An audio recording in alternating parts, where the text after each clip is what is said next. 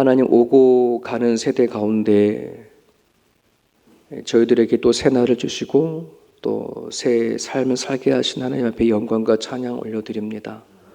우리를 부르시고 선택하셔서 하나님의 자녀가 되게 하신 것은 하나님 앞에 영광 올려드리기 위해 또 찬송하게 하기 위해서 우리를 부르셨다고 하셨습니다. 오늘도 저희들이 살아간 삶의 현장 가운데에 진심으로 하나님을 찬송하며 예배하는 살아있는 예배가 되어줄 수 있도록 주님 아버지 붙잡아 주시옵소서. 아버지, 주께서 우리들에게 허락하신 삶들이 있습니다. 또 우리들이 허락하신 위치가 있습니다. 우리 힘으로 얻을 수 없고 우리 힘으로 그 자리에 갈 수 없는 것들이 참으로 많습니다. 하나님께서 세우시고 또 부르신 것이 얼마나 큰 은총인지 알게 하셔서 오늘도 살아간 삶의 현장 가운데 주께로부터 공급되어지는 은혜를 알게 하시고 기쁨을 누릴 수 있는 자 되어줄 수 있도록 아버지께서 인도하여 주옵소서. 세상에서 얻을 수 없는 기쁨을 누리게 하시고 세상에서 볼 수 없는 감사의 조건들을 발견할 수 있는 자가 되게 하셔서 하루하루가 하나님으로 말미암아 만족하는 삶을 살아가는 우리 모두가 되어줄 수 있도록 주께서 인도하여 주옵소서. 세상 사람들과 같이 어설키고 살아가는 우리들의 삶입니다.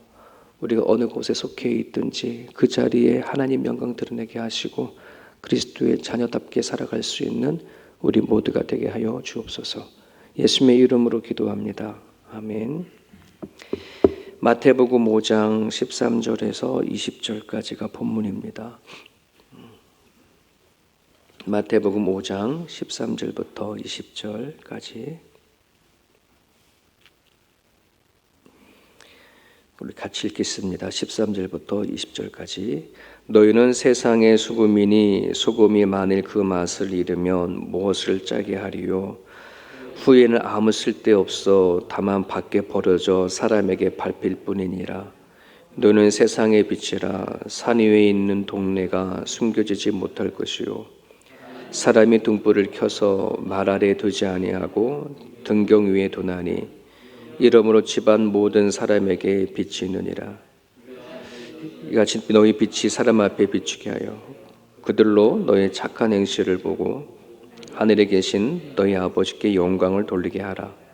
내가 율법이나 선지자를 폐하러 온 줄로 생각하지 말라. 폐하려 온 것이 아니요 완전하게 하려 하심이라.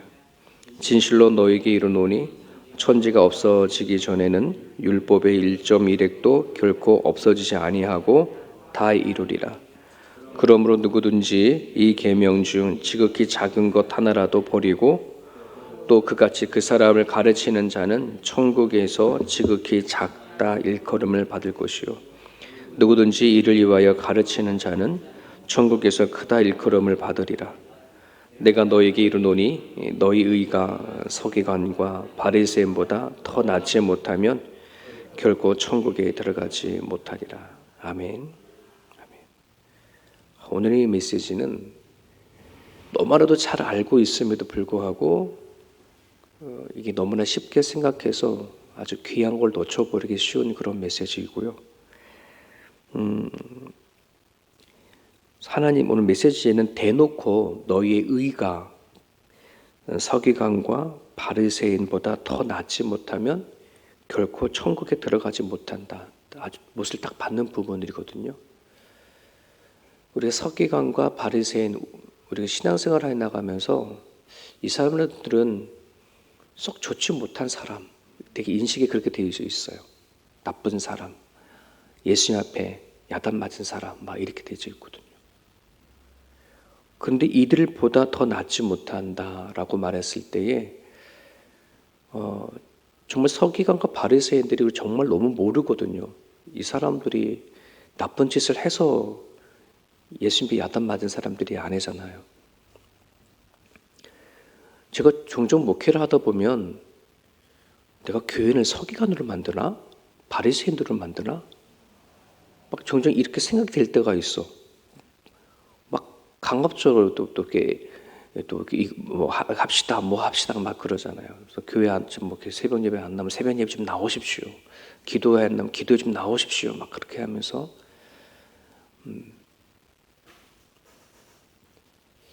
나름대로 이름이 교회 뭔가 열심을 내게 한 그런 사람 자꾸 뭔가 만들려나?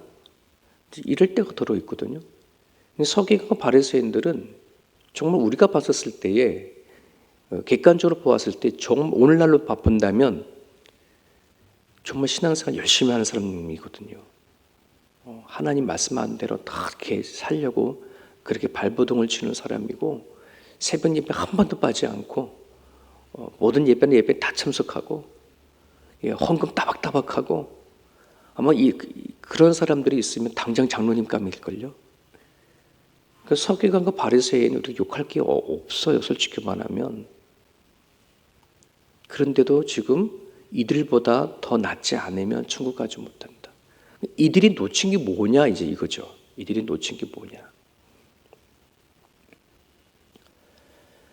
지난 며칠 전에 아내랑 그런 얘기했는데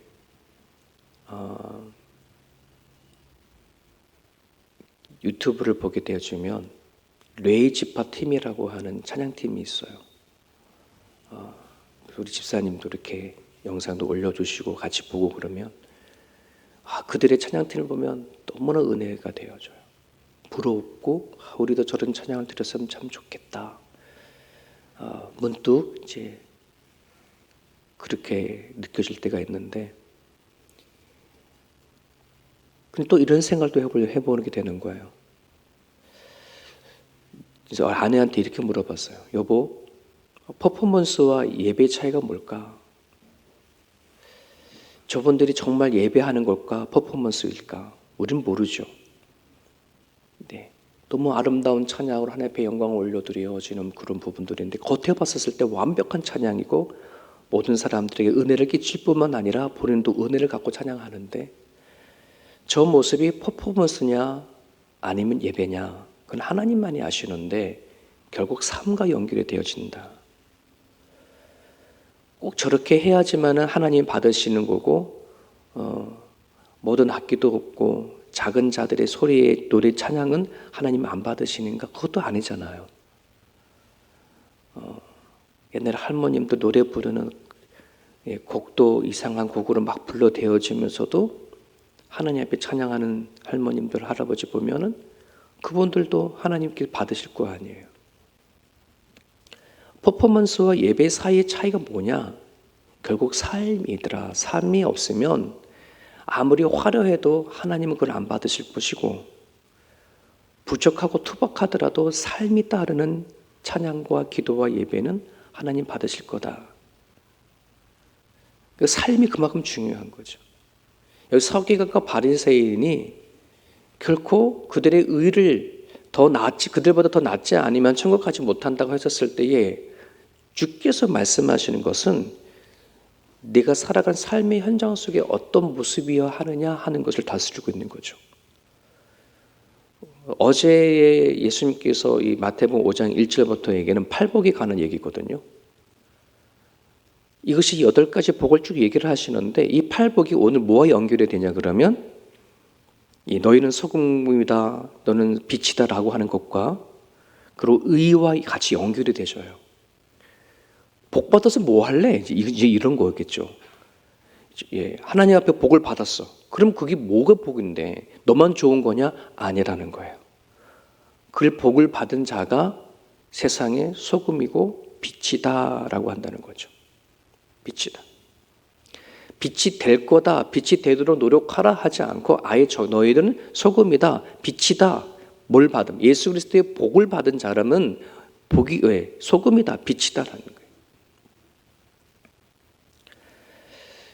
저는 아주 예전 초등학교 때에 과학 시간에 실험했던 것이 아주 기억이 나는데 이 못을 자석으로 만드는 그런 실험을 했어요. 못에다가 이렇게 구리를 막 감고 그리고 양쪽에 전기를 통하게 하게 되면 나중에 이 못이 자성이 생겨요. 그래서 그 못을 빼서 다시 다른 못에다 하면 그 못에다 쇠붙이가 붙는 거예요. 전혀 자성이 없었던 이 못이 구리를 감아서 전기를 통하니 얘가 자석이 되더라. 전 그때 너무 신기했어요. 야, 이거 되게 신기한 거네.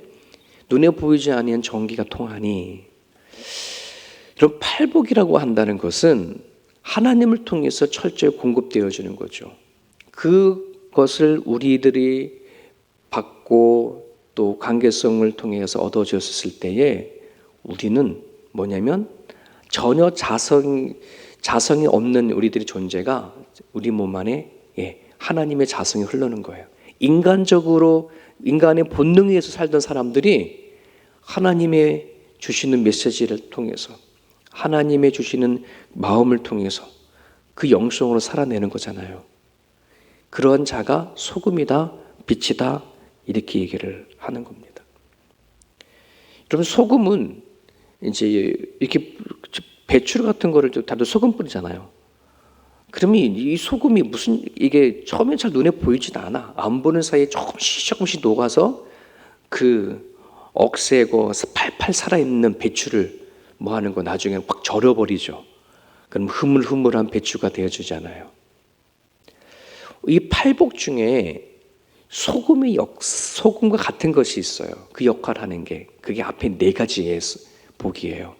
심령이 가난한 자는 복이 있나니 하나님 온유한 자는 복이 있나니 하나님으로의 관계를 통해서 받는 복이에요. 잘 눈에 띄지 않아요. 우리 마음으로 임하는 복이기 때문에. 하지만 빛에 해당하는 복이 있어요. 빛은 눈에 보이잖아요. 환히 보이잖아요.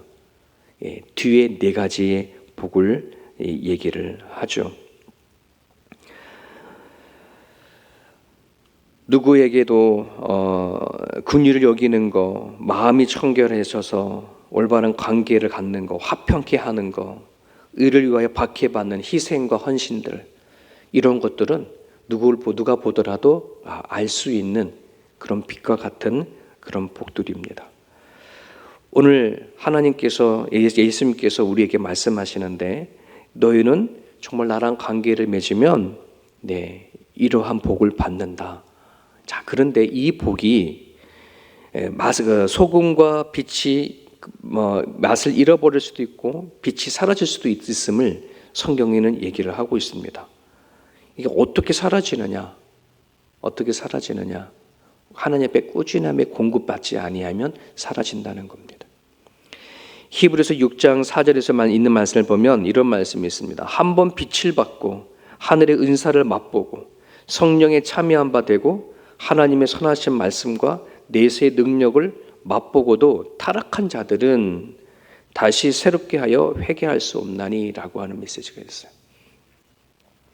하나님을 통해서 맛을 보고 그리스도의 빛이 무엇인지 알면서도 불구하고 그 맛을 보고 알면서도 불구하고 타락한다. 이게 어떤 거냐면 충분히 우리는 뭐예요? 그 맛과 소금을 잃어버릴 수 있다는 말입니다.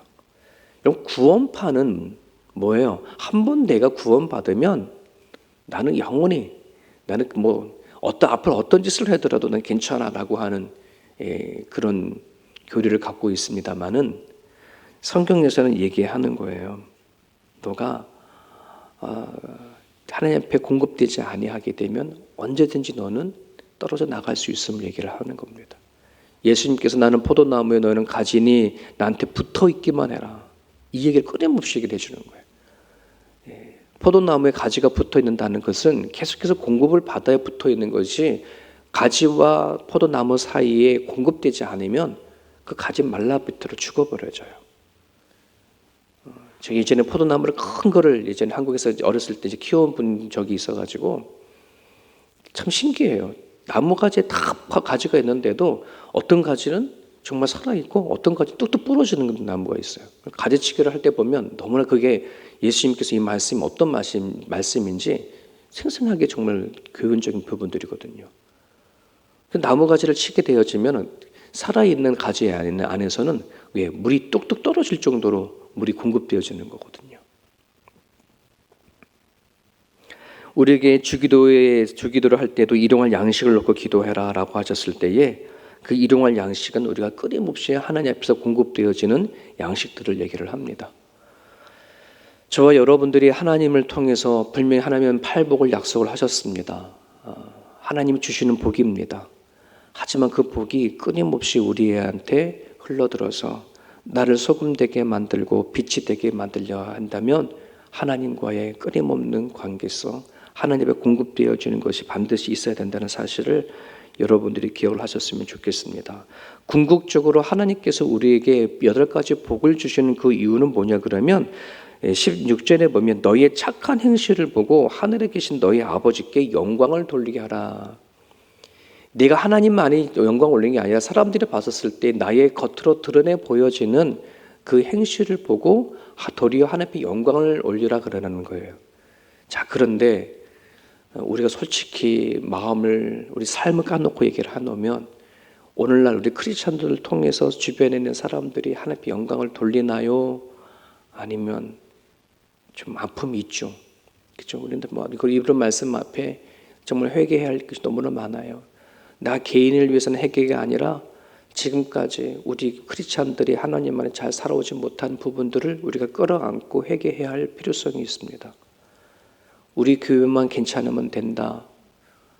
우리 나라만 괜찮으면 된다. 이게 아니라 정말 오늘날 이 땅에 살고 있는 수많은 크리스찬들이 살아간 삶의 모습을 통해서 하나님께 영광을 올려드리지 못하는 그 모습들을 통해서 우리는 회개해야 한다는 것이에요.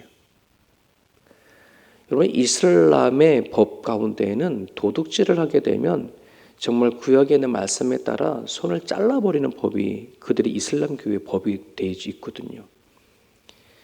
예전에 그 세계 여기적인 여러 가지의 어려움들 닥치고 또 폭동이 일어났었을 때에 누구나도 다 알 수 있는 이슬람이라고 하는 그 국가에 엄청난 일이 일어났죠. 사람들이 막 혼란스럽고 하니까 수많은 이슬람 사람들이 상점에 돌아다니면서 유리를 깨고 물건을 약탈하는 것들이 전 세계적으로 카메라에 잡혀서 방송이 되었어요. 세계 사람들이 놀랬죠. 특히 이슬람들이.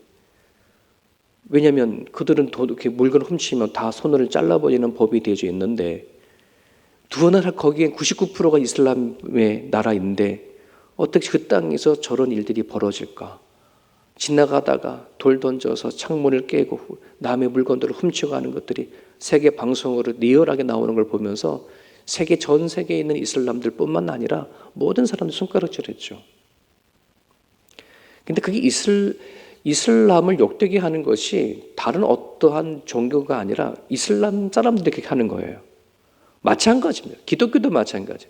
기독교를 욕되게 하는 것이 넌 크리스찬들이 하는 게 아니라 크리스찬들이 욕먹게 하는 거예요. 이 참 아이러니하죠. 내가 믿는 그 종교, 내가 믿는 그 신이 그 사람 믿는 사람이 그 신을 욕되게 한다는 건데 정말 우리는 이런 부분들에서 좀 자각하고 각성해져서 내가 살아가는 삶의 현장 가운데 I'm 크리스찬이라고 잘 말할 수 있는 자신감이 있는 그 삶의 행실과 그 의가 있지 아니하면 너는 천국 못 가 이런 얘기인 거거든요. 너는 하나님 믿는다 하지만 너의 행실이 그렇지 않으면 넌 천국 못 가. 얘기가 오늘 이 본문의 메시지예요. 하나님은 율법을 폐기하러 온 게 아니라 없애려 한 게 아니라 완성을 하러 온다는 겁니다. 즉 이 얘기는 너의 겉으로 되어지는 행실과 너의 겉으로 되는 의가 너 마음과 같아야 된다라고 한다는 것이에요. 행실은 하지만 속에 아무것도 없어도 안 되고 너가 마음에는 하나님 믿고 사랑한다 하지만 겉에 나타난 행실이 없으면 넌 둘 다 잘못된 거야 이 얘기거든요. 많은 사람들이 그래요. 11조는 율법하다. 다 없어진 것인데 왜 요즘 이 시대에 11조를 하느냐. 그럼 그렇다 치자. 11조가 율법하라고 친다 그러면은 마음만 가지고서는 내가 하나님을 사랑한다고 마음만 있고 그럼 하나님 앞에 드려지는 헌금을 하지 않으면 되냐? 그것도 아니거든.